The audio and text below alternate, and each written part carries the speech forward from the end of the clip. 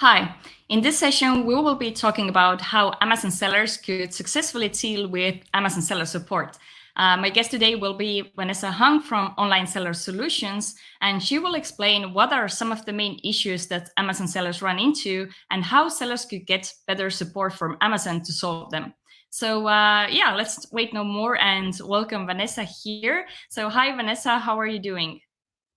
Hi, Lisette. Great. Thank you so much for the invite. I'm super excited to be talking about this topic. This is probably one of the first things that I noticed when I enter the space, when I enter Amazon as an industry. I realized that seller support, it is still the biggest pain point for sellers. More than anything else is how to deal with seller support. So I'm super excited to be talking about that today. And yeah, I hope you guys find a lot of golden nuggets in the presentation. So we at OrangeClick already know that you are the person to go to with all different technical issues and issues with Amazon seller support and catalog. But maybe somebody watching us today live doesn't know about your background. So first, before we go into today's topic, could you introduce yourself a little bit more and explain what do you usually do in Amazon space? So I'm the CEO and founder of Online Seller Solutions, and we are an agency that basically helps sellers to overcome the issues that come across in Seller Central. So everything that happens in Seller Central, in your catalog, inventory, account health, brand registry, all of those areas, we take care of those issues for sellers. And our main work is basically dealing with seller support, making sure that the case or the issue is resolved super fast and more efficient than if the seller will go themselves and try to fix it, right? Because most people don't know how to communicate. They don't know what are the insights in and outs of seller support. There is a structure to it. We're going to cover that today, but basically that's what we do in Online Seller Solutions. And as a background, I started as an e-commerce manager, then went as a consultant, freelancer, and eventually founded the agency. And yeah. Okay, cool. So the main idea of this webinar is to make it interactive. So if you're watching us live, please do add all of your questions about dealing with seller support or having different catalog issues to the chat box, because after Vanessa does a little presentation for us, she will actually answer your questions as well. So it's a perfect chance to get help from the expert and yeah, help to solve some of your issues. And also, if you like this video or if you learn something new, definitely like the video and also subscribe to our OrangeClick YouTube channel, because that way we can bring you more webinars like this and also different videos. So Vanessa, let's go straight into it. We have your slides, which has a bold title, How to Deal with Seller Support. So let's go straight into it. That's probably the $1 million question. So the first thing that I want to say is that, in other sexy areas of Amazon, and I call this the unsexy side, like dealing with support is the most unsexy thing that you will do in your day-to-day operations as a seller. But for advertising, they have the CPC, the cost per click, and that's super sexy because we want to know that. So I wanted to come up with some terminology for dealing with seller support that is as sexy as the CPC in advertising. So I created the CPC for dealing with seller support, which is basically clear communication, persuasion, and confidence. These are the biggest principles that you need to adopt when you're dealing with seller support. In clear communication, we're going to go in detail what is that I say clear communication is, how that looks like when you open a case with seller support. But this is extremely important. And one of the things that make it so important to deal with other or seller support representative internally is because most of them don't have English as their first language. They are normally in other countries, sometimes India, Philippines, Costa Rica. Like if you have luck, you could find somebody in the US that speaks native English, and it will help when you explain things to them because they understand really well the language, therefore they can understand your problem. But when we face communications with other countries and other representatives that don't have English as their first language, they need us to have very clear communication. Then the second one, which is also extremely important, is the persuasion. And this is probably where I believe people fail to do, because they come in to deal with seller support in a more aggressive tone, right? They will be, oh, but this is my product, why are you doing this? They do the communication or they create a case super aggressive, or the way they use the tone in the email or while they're in the phone, they are aggressive.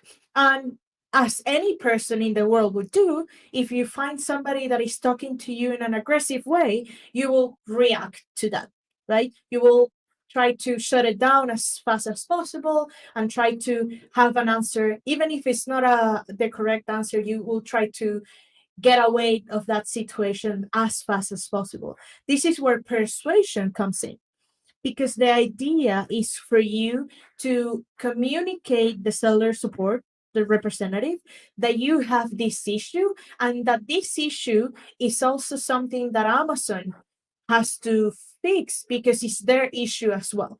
And I like to think about it as the selling partner, right? Amazon, if you're selling on Amazon as a company, as an entity, they are your partner. They are your business partner. Your success is their success.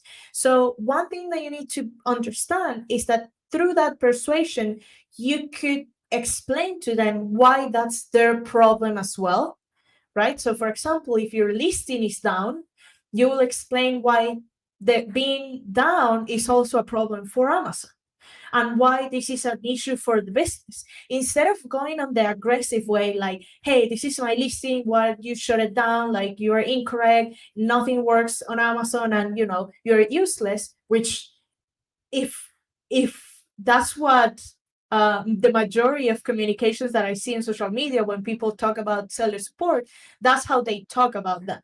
Like, in a very aggressive tone where there is no empathy at all with the person that is on the other side trying to help you. It's because they go in, super entitled.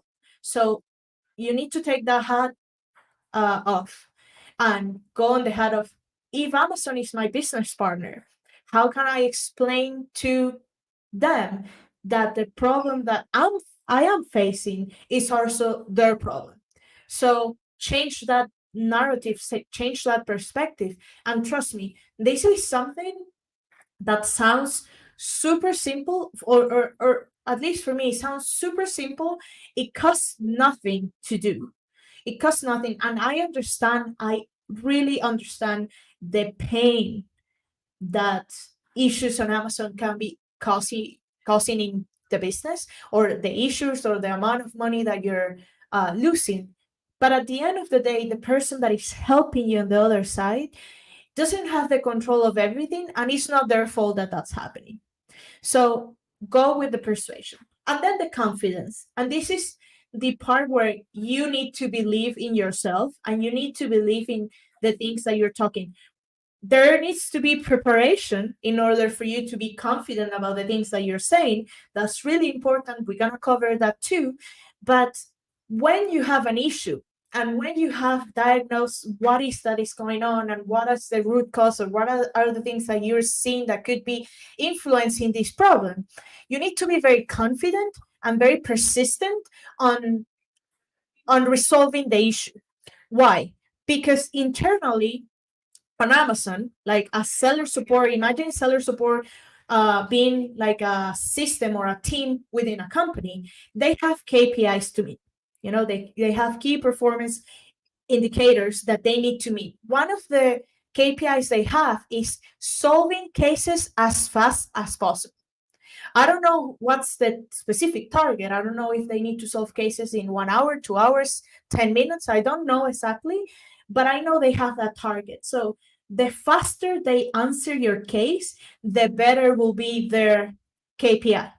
So their goal, and this is another thing that you need to understand, and it goes directly to confidence, is that their goal is to shut down your case as fast as possible. Their goal is to close the case or hang on the phone on you as fast as possible. So if you're not confident on what you're asking, on the solution that you're trying to do, right? Or the issue that you have, trying to find that solution. If you're not confident, they will close your case. And if you're the type of person that will just say like, oh my God, Amazon keeps closing my case, or they keep giving me the same answer. If you are that person, you are not going to have success with them, because you need to be very confident of what you're asking is the right thing to ask, and the solution that you're asking is not something outrageous. So that's the other part. Sometimes people come to me and say like, hey Vanessa, I couldn't do this because seller support said that I cannot. And I'm like, yeah, of course you cannot do that. So for example, you cannot change the UPC of your competitor, right? You cannot do that. So that's a very obvious no. But sometimes people try to use seller support to do things that they're not allowed to do. So if seller support closes them or shuts them down, they get frustrated. And if you think that you have a point, if you think that you have a valid argument, you should be confident and you should keep going and reopening the case. So that's the other thing.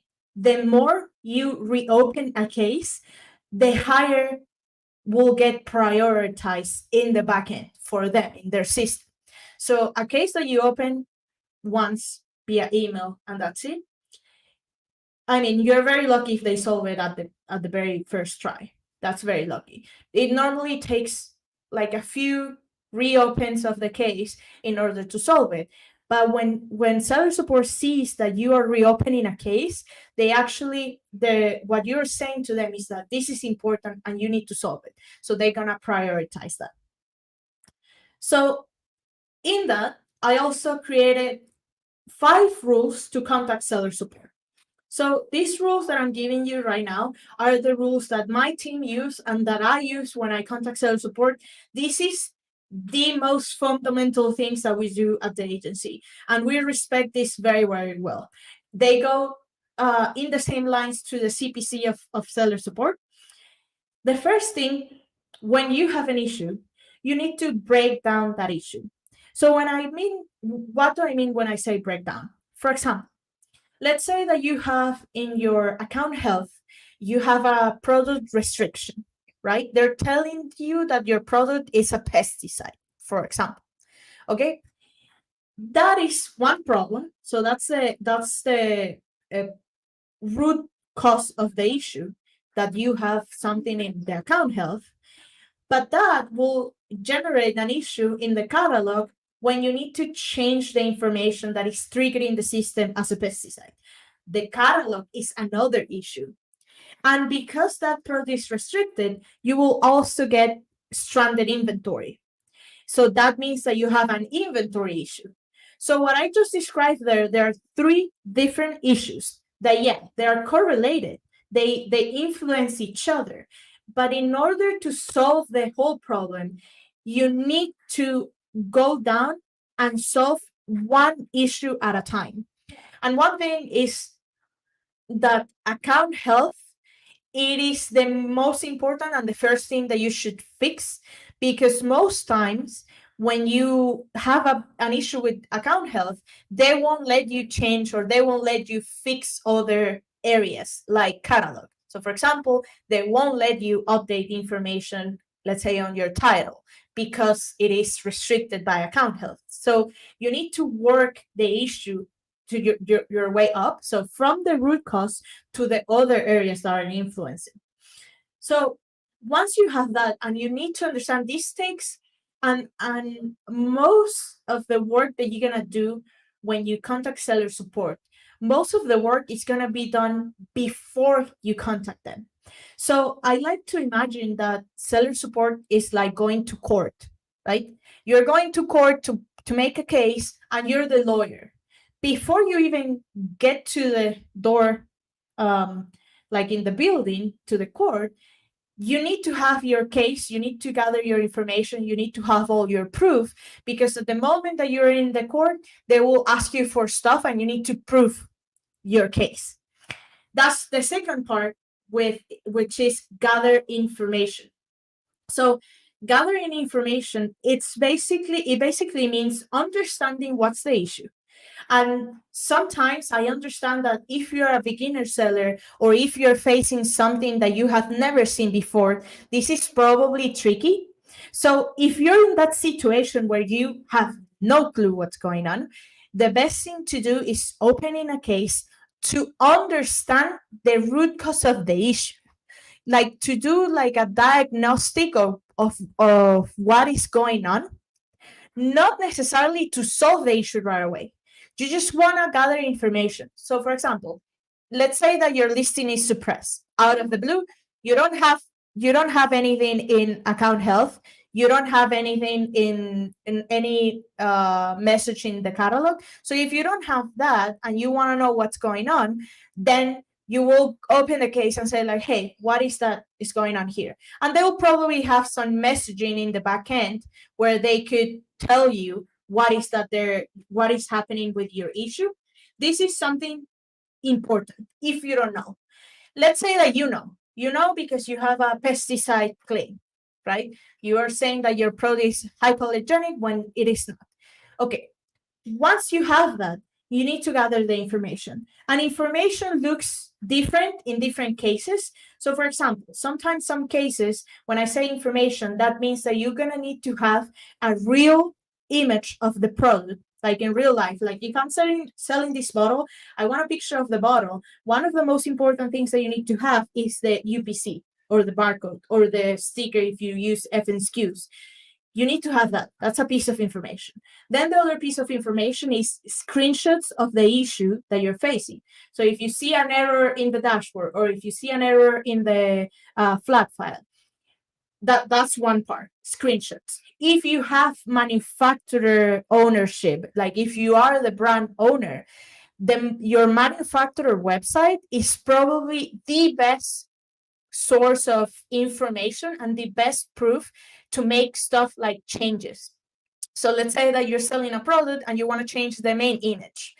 If you want to change the main image, the manufacturer website, it is your best friend. And if you have control on the manufacturer website, you want to make those changes so you can prove Amazon like, hey, this is the manufacturer website. This is what I want Amazon to look like.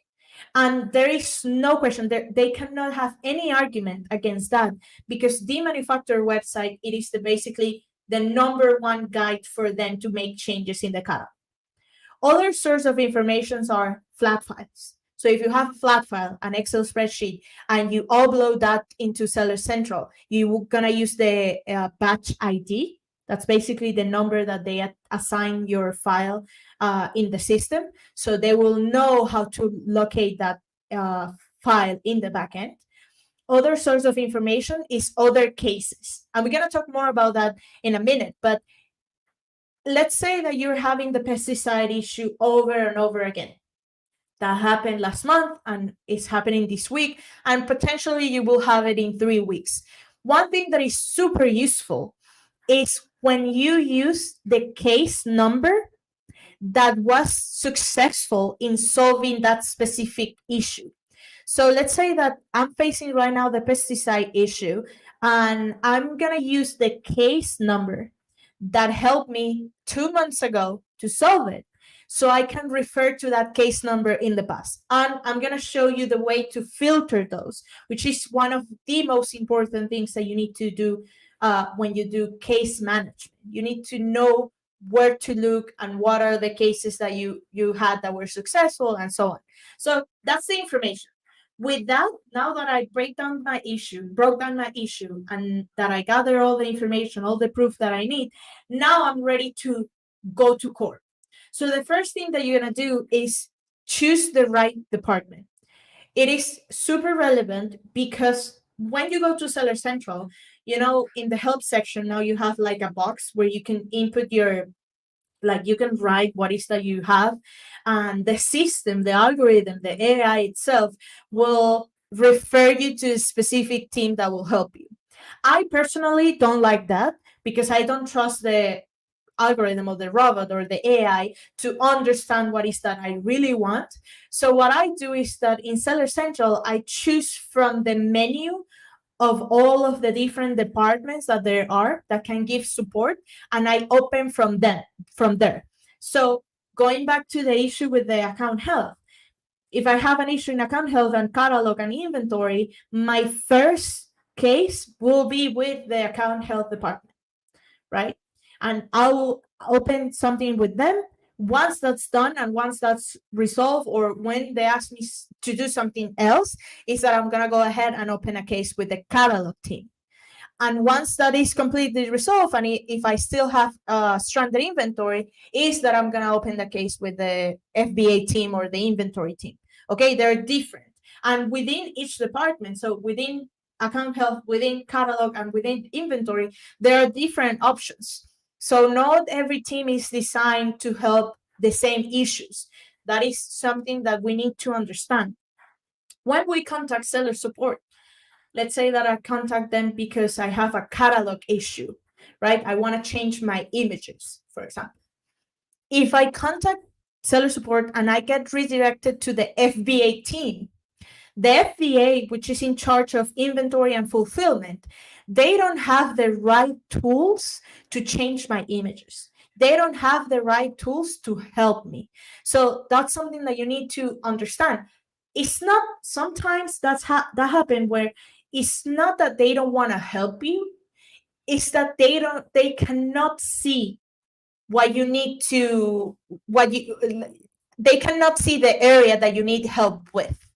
Okay, so instead of saying like, hey, seller support is useless, I will reframe that and say like, do I have the right person on the other side of the line, right?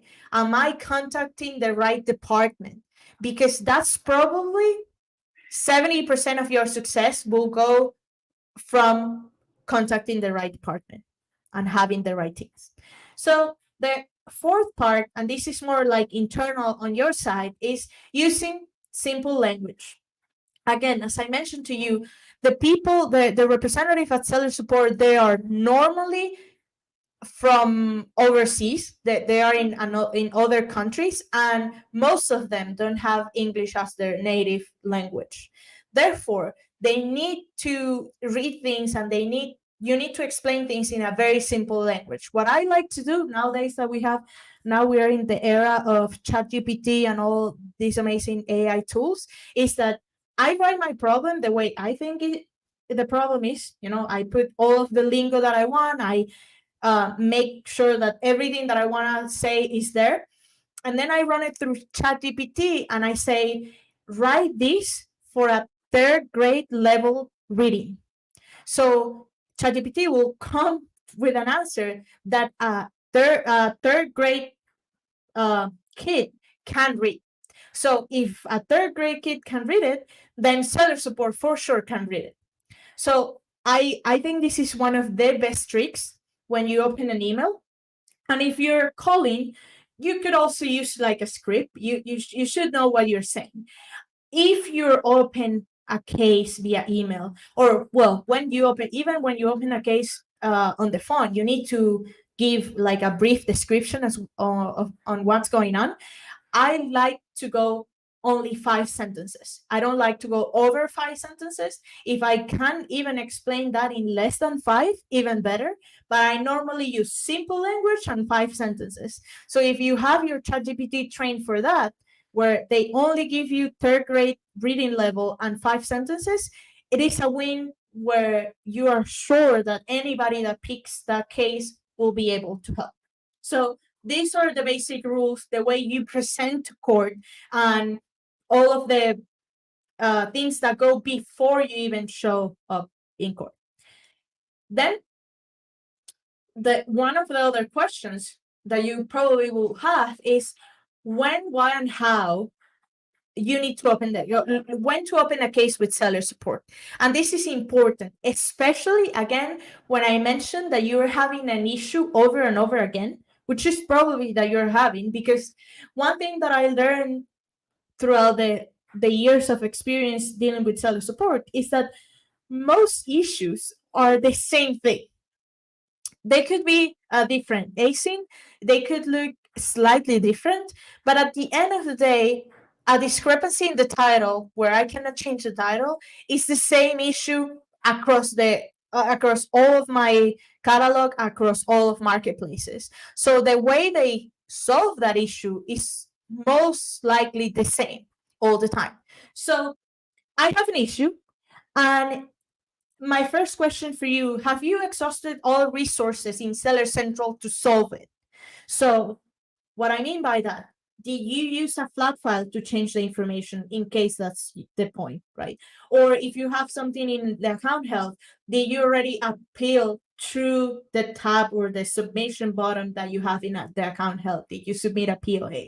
Or did you already, let's say, and this is one of the biggest blurbs in seller support, something that they will send you over and over again, did you already delete your listing for 24 hours and wait it and then upload it again? That's probably the first phase of every catalog issue. You should do that before opening a case. Why? Because again, in their KPIs, it's to close your case as soon as possible. So let's say that I'm calling because I want to change the title on an ASIN. The first thing that they will say, because that's in their process, is that you need to delete the ASIN for 24 hours and then upload it again, and it will be resolved. In reality, we know, or I know for sure, that in most cases, that's not the way to solve it, but you still need to go through that process in order to show them that you already did that. So do those things before going to court. Do those things before opening the case, because as soon as you open the case and they ask you that, you say, I already did. I already did. I did it last week in that day and this day, something like that. Or did you already use a flat file? Yes, I already did. This is a batch ID. That's why gathering information is so important. Or let's say that you have an inventory issue. They'll say like, okay, did you already do a bin check? And you'll say like, yes, I already did. This is the case number. So those things, you need to exhaust all of the resources that you have in Seller Central that you can you can do yourself. And once you understand that, and once you see how those works, you're gonna realize that probably you're gonna go down from the amount of cases that you're gonna open. Why? Because some things, I won't say most things, but some things could be resolved without the seller support help. So if not, when I say use the toolkit, your toolkit is flat files, the category listing report, the inventory loader file, the self-serving help tool in the thing. Let's say that you want to change a title or something like that, change a category, those things. So those are tools that are already available for you in Seller Central. Use them. Let's say that you exhaust everything. Okay, the next thing is rules to contact seller support. Break down the issue, gather the information, choose the right department, use simple language, and make it no more than 5 sentences. Okay, now that you have that, is there a case with the exact same situation? Remember that I mentioned to you that one part of the information that you will gather is the case number. So if in the past you had a successful case where you solved this issue before, or a similar issue before, you're gonna use that case. And two things could happen. Let's say that the case is recent. If the case is open, so if there's a case with the same situation, you will answer yes or no. If there is a case, that my question there is the case closed? Because if the case is still open, you should reopen that. Again, because reopening cases make your case in their backend more important, right? They give priority to those. If that case is closed, okay, now you're gonna open a new one. But keep working on a case. If it's open, keep working on that case over and over again. No matter how many times you need to open it, do that instead of opening another case, because that's something that they could flag accounts for. Let's say that I have an issue, I want to change my image. I did that yesterday, no response. I'm gonna open a case today, and then I'm opening a case tomorrow, and then in 5 days, If you start doing that, they will catch your behavior and they can flag you in the back end to a point where you cannot open cases with seller support. And I've seen this in accounts, and it's painful. Like, it is so painful because they also don't tell you for how long you're going to be restricted. So be very mindful and careful to do that, especially nowadays after the pandemic. And I'll say maybe in 2022, that's where I start seeing that more often, where they were restricting opening cases, like restricting sellers to open cases. And it's because they are, low in employees. They don't have enough seller support representative, so they need to be very picky to who they give the attention to. So if you are abusing the tool, then you're gonna get flagged. So be very careful. The other thing I have for you are tips to opening cases. So these tips are super important, and these are not so much relevant to how to deal with seller support or the psychology around seller support, is how the system works. So first, again, I'm not gonna get tired of repeating this. Understand the issue. You really need to understand the issue, and if you don't understand the issue, open a case to understand the issue, not to solve it, to understand. Then renaming your case. So renaming your case, and I'm going to show you a screenshot how to do that and how it looks like. Renaming a case is probably my favorite things to do, because in the back end for seller support, when you rename the case, you give that case a higher priority. So normally cases are named by default depending on the department that you choose to go to. Okay, if you choose FBA, normally a case will be called FBA issues or something like that. Or if it's something different, it will be other issues, right? That's the default, but you can change that. And once you change it, you get prioritized in a different queue on, like, okay, this case is important. Then refer to other cases, having that. And so what I'm going to be showing you of renaming case does not only work to make your case more important and relevant in the backend, it will help you to filter cases in your case log manager dashboard.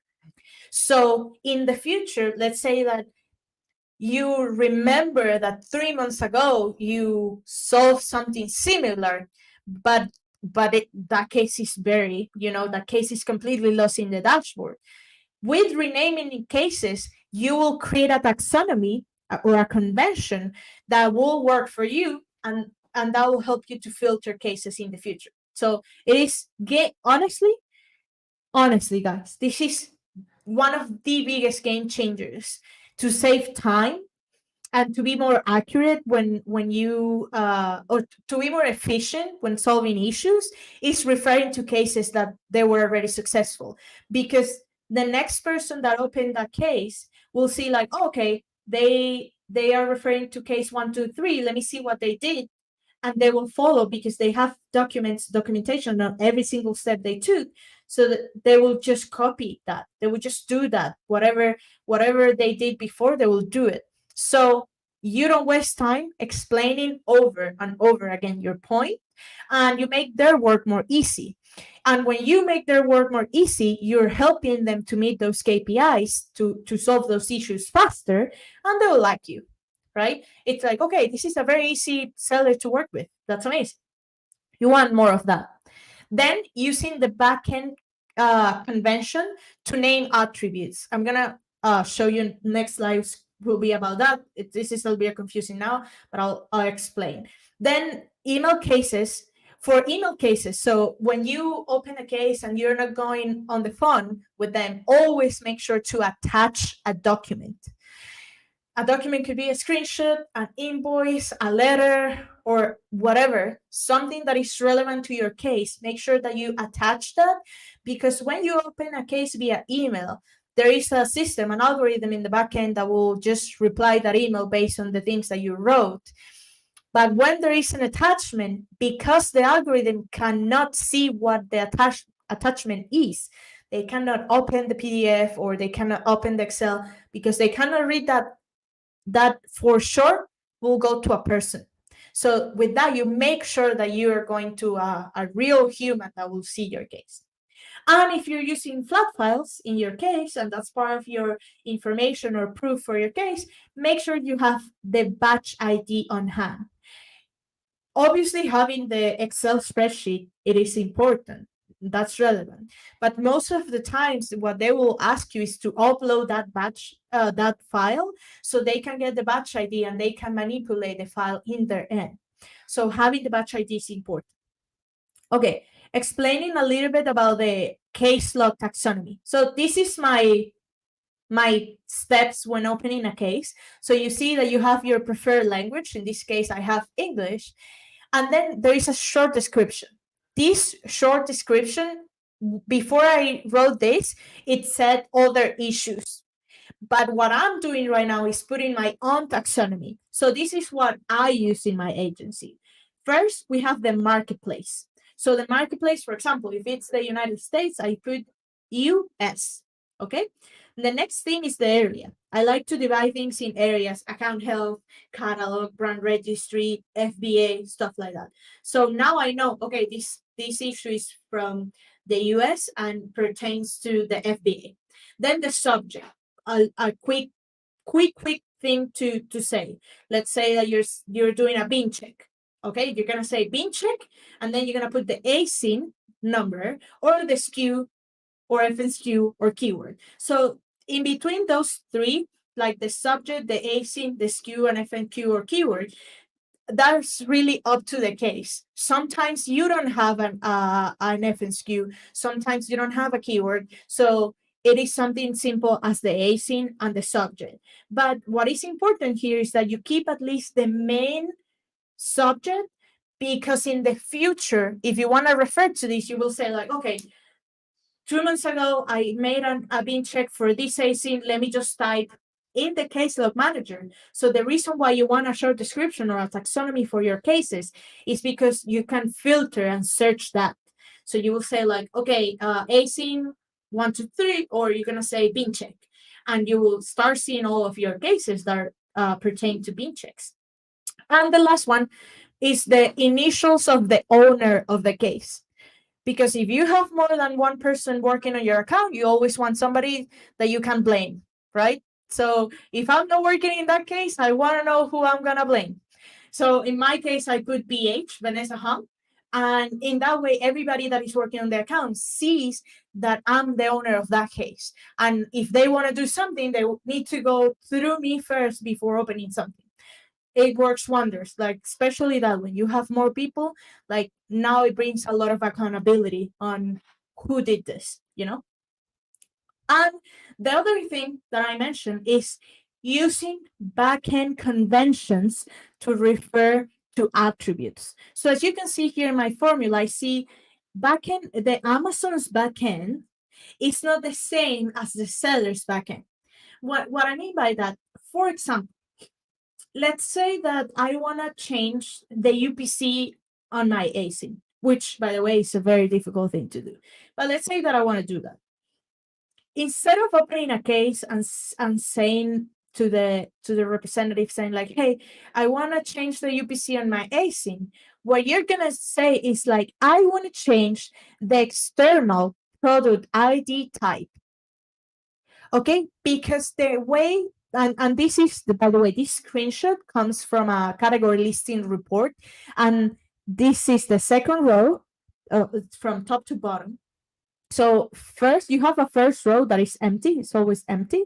Then the second row is the user-friendly way that sellers name attributes. And the third row is how the system, the Amazon algorithm, the backend, tags or names the specific attributes. So what you want to do to save time to them, next time that you want to open something and change an attribute, you will call it the way it's called in the category listing report.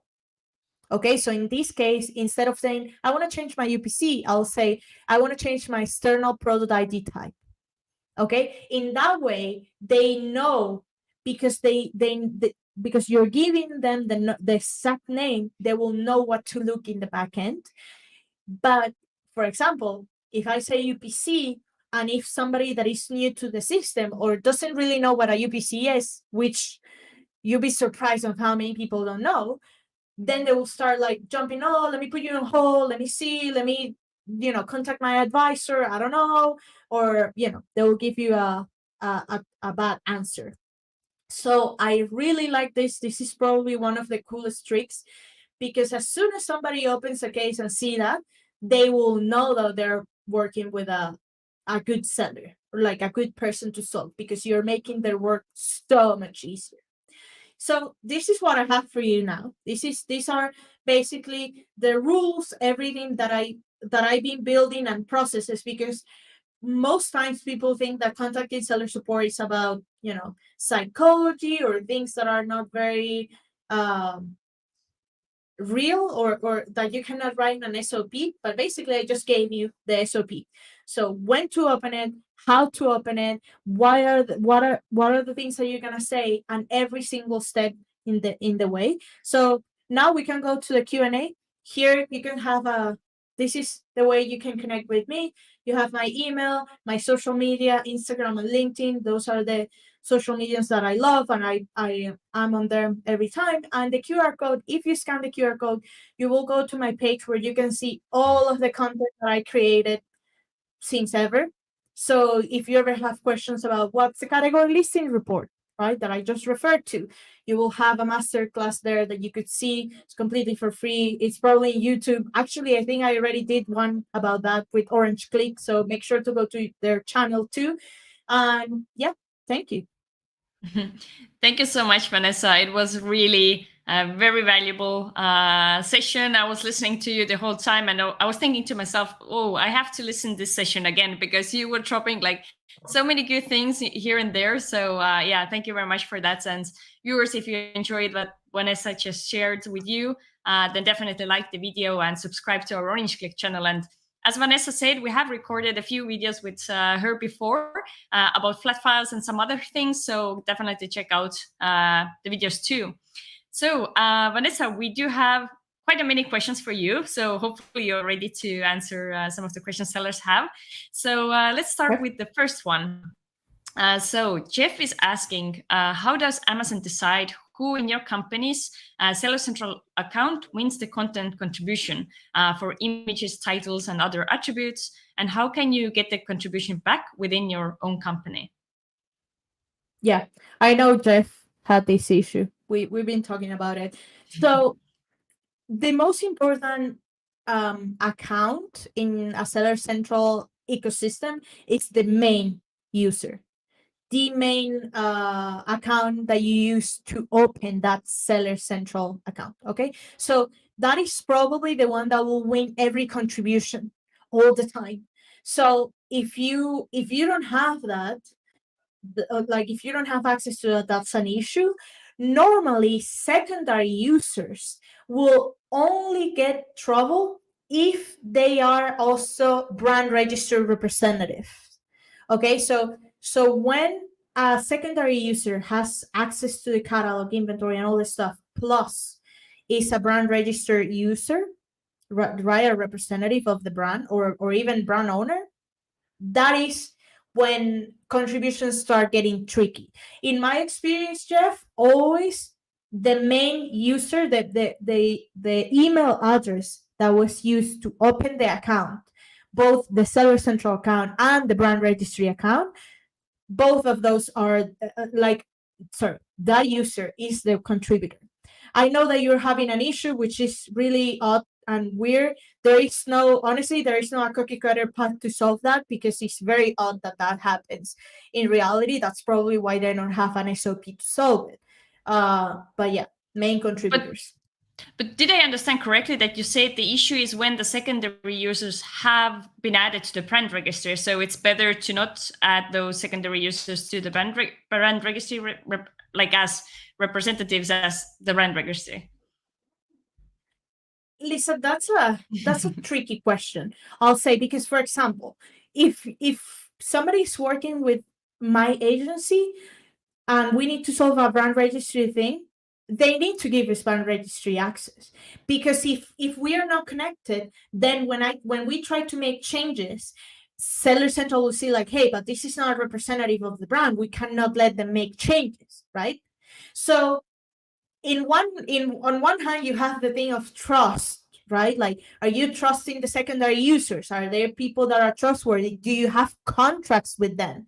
That's one thing that we have. For example, in the agency, we have a very extensive contract that talks about every single step of our um responsibilities and the privilege that we have as far as like owner permissions, right?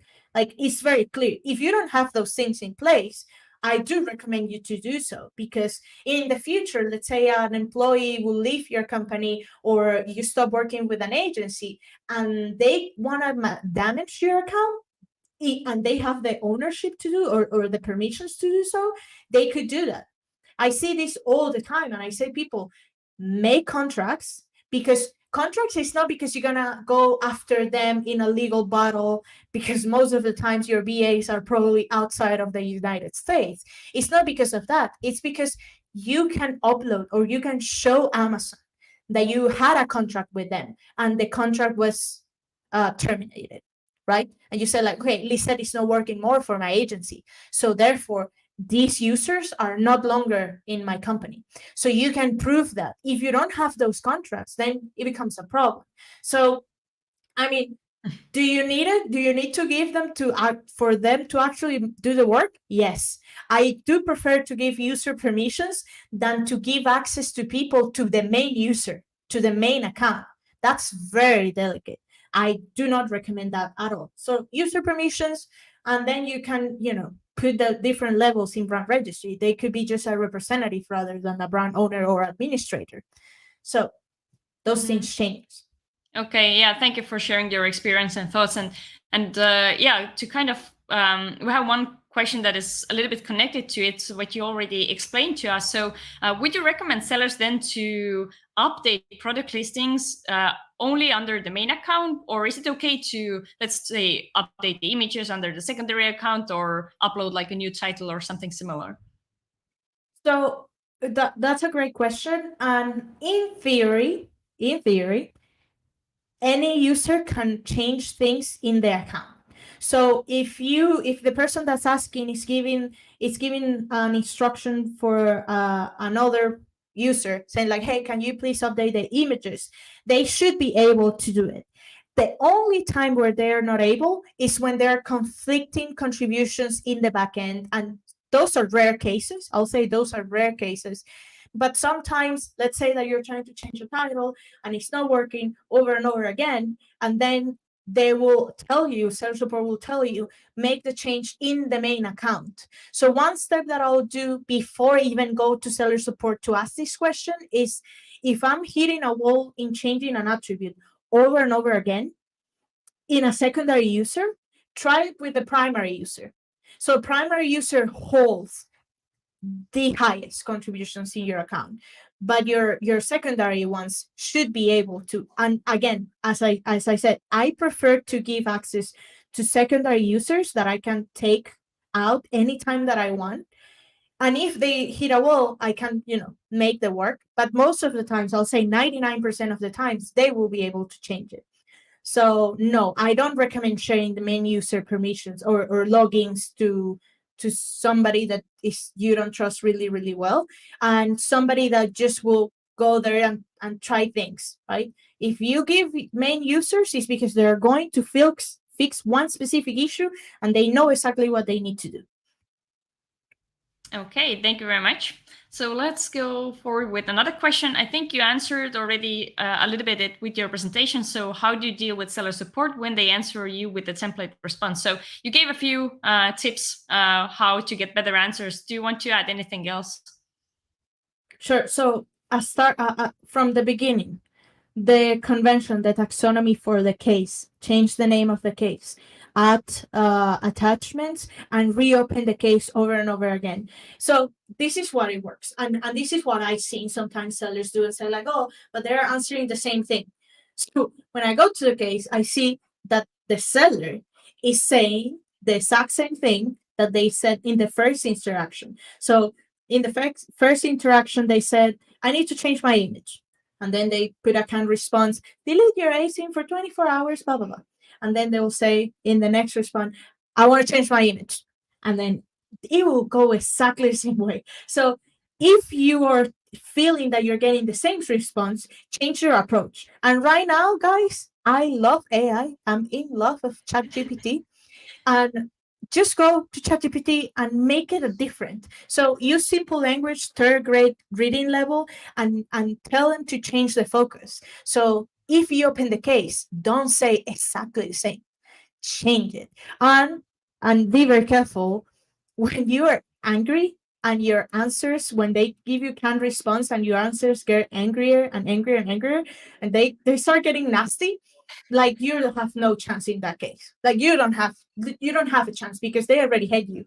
So they're like, no, we're gonna keep closing that case and saying something super like irrelevant. So change the approach. And if let's say that you're opening a case in email and you already get you're already getting the same thing over and over, even when you change the approach, my recommendation is next time you do, call them.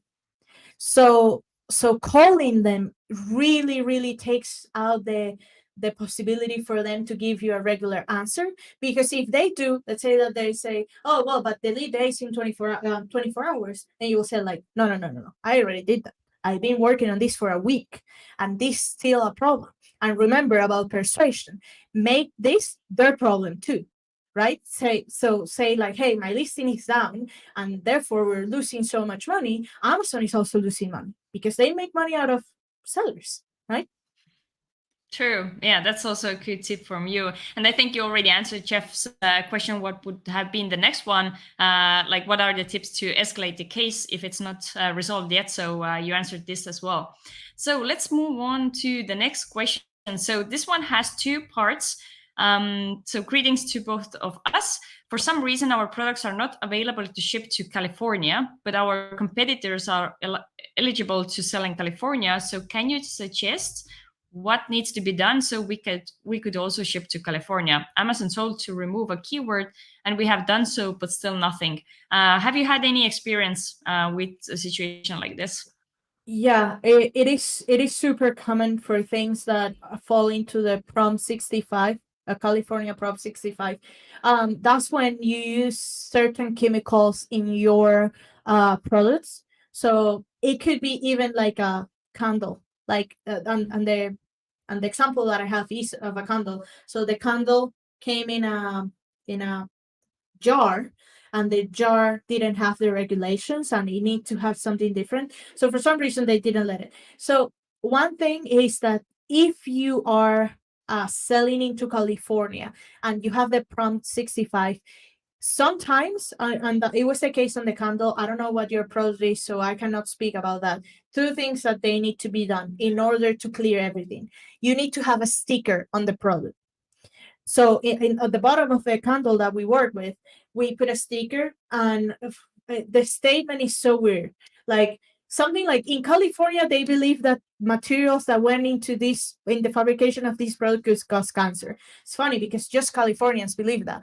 And so you put the sticker, you send a picture to seller support and say like, hey, I already put the sticker. But also, if your situation is getting triggered by something in your listing, you mentioned that they already changed a keyword. Make sure that that keyword is not there anymore at all. So I will open the case. If you already opened the case, I will keep reopening that case, and I'll say like, hey, can you tell me which keywords are triggering this issue? And sometimes, so it starts with a keyword and then it goes into the sticker thing that I told you. Because if they start asking you, that's what it went into our case, they start asking us the like manufacturer certificates, right? So we need to prove some stuff, and because there were some materials that went into this situation, we needed to put a sticker. That's what we had to send a picture.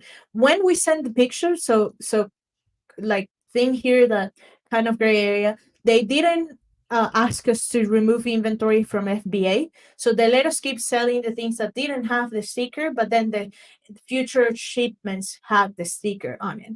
So those are the things, my main recommendation there. Hopefully you don't get to the sticker part and you can just remove the keyword, but I'll reopen the case and see like, hey, what is the keyword that is triggering this flag? Okay, thank you for your recommendations. Very good. And very useful, definitely, for sellers. So Jeff has another question. What is the next step after you receive a response from seller support telling you not to contact them again about the case? So Jeff, that's a tricky, and I hope this is only not contact them again for this case, and you didn't flag something so they won't receive cases at all in different stuff. So in that case, it's just emailing. Is it even it is possible to? Okay, I didn't know that. It is possible. It is possible to leave that. You just need to appeal. It needs to.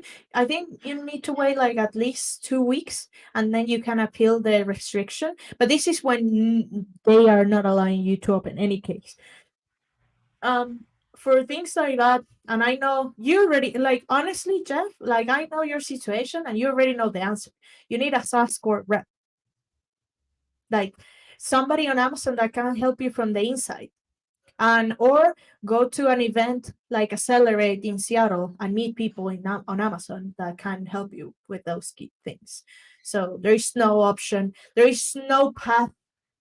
There is no path through the path to open it again. If that makes sense, you cannot open a case to fix something that they told you not to contact them anymore. So be very careful with that. I'll use emails. So Jeff at Amazon.com, Andy at Amazon.com, and go from there. Okay, very good.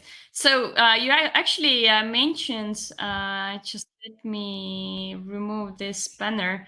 So you as an answer or reply to Jeff, you mentioned sometimes the best thing to do is to go to an event, go out there to try to meet different people, to kind of network with others. So I wanted to say that in this June, we, with Orange Click, are organizing European Seller Conference. Unfortunately, Vanessa is not joining us this year, but hopefully next year. So if you want to check out the speakers from Chris Rawlings and Bradley Sutton and all the rest, click in the link in the description and you will find all the speaker lineup and all the topics we will be covering with our conference. So let's take some questions more for you. Actually, the engagement of this webinar has been very good. It seems like this is very important topic for the sellers, and I think you have made the topic also sexy, so people talk about it more. Yeah, it's great to see that people are eager to discuss things around it. So let's see. So Michael is, so it also has a couple of parts to this question. So let's go from the beginning. So Michael says, we have had an ongoing issue with one of our listings now for over 6 months. We have tried to contact seller support and there seems to be no solution. So we asked, what is the exact issue? And Michael said, the issue is that Amazon is attaching child variations to a parent that should not be that parent and instead should be a different parent. And then he adds that they have asked parent support and normal support, but no help so far. They say Amazon controls the listing has made the decision to attach these children to that wrong parent listing. So it was a lot of information, but okay. You have without knowing a lot, and just what he says is first thing I'll do. So this is what I'll do. I will delete from your account, delete both parents. So if I'm assuming correctly, you have one parent and the other parent, right? And some childs are in their own family. So let's say some childs are in this family, but you want them to be here. So the thing that I will do is delete both parents. The parent async, and this is something that I always get, the parent async is a fake identity. The parent async does not hold any value. The parent async doesn't have review. The parent async doesn't have nothing, basically. The parent async works as a glue to the child to be in a family. Okay, that's one thing. So I will delete those. I'll wait 25-30 minutes. Okay, and then I'll go with a flat file and I'll create a family again with the correct parentage. So I'll say parent number 1 with the specific child and parent number 2 with the specific child. People sometimes think that parent asyncs are child asyncs. So sometimes they say like, hey, I want this to be the parent, and they give me a child async. No, a child async cannot be a parent. A parent is a fake identity. Again, it's the thing that glues the whole family, the whole child. So I'll do that because you don't need to contact support. And this is funny. Sometimes seller support doesn't even understand the relationship between parents and child asyncs. So this is something, Michael, that you could solve with a flat file. If you keep having issues, contact me. Send me an email, hello@Online Seller Solutions, or contact me on LinkedIn. I love LinkedIn. I'm always there. Or Instagram. Send me a message to see what's the issue. But that's what I'll do. This is nothing to do with seller support. Okay. Thank you so much. So everybody watching us live right now, the thing is Vanessa has to run. We do have a few more questions, so it would be great if you could post those questions as comments under this video, so we could ask Vanessa to come back and answer those in the comment section. And if you show more interest to learn about this topic, we could invite Vanessa to come back here and do another webinar, because actually, this webinar we organized because some sellers reached out to us and said we should talk about some of the issues regarding to dealing with seller support. So, Vanessa, thank you so much for joining me. Do you have time to shortly give an overview of what kind of services do you offer to Amazon sellers? Sure. Again, with Online Seller Solutions, we are an agency that focuses on solving issues for sellers in their day-to-day or hardcore issues. So if you have something that you're hitting a wall over and over again, that's our specialty. And things like backend optimization. So we focus on the backend management on the account. What is that you're missing out on your flat files? What is that you're doing wrong to connect things in the backend? So all of those things we do, we can help you. And I take really serious the work of educating people. So I'm always in webinars like this one, or always creating content. So make sure to follow me on social media. That's where I put a lot of news, a lot of new processes and SOPs. So if you're here to work with the agency, amazing. You can go to onlinesellersolutions.com. If you want just to learn, make sure to follow us on social media. Follow me on LinkedIn, on Instagram, and you will also get the resources. Thank you. All right. Thank you so much, Vanessa. Yeah, and I hope to see you soon again. Perfect. Thank you. Okay, thank you everybody for joining us live today to watch this session with Vanessa. So as I said, if you have more questions to her, leave them as comments to this video, or let us know if we should organize a webinar like this in the future soon. But now I would like to invite you to check out Orange Click playlist that you can now also listen as a podcast. So check it out and keep learning.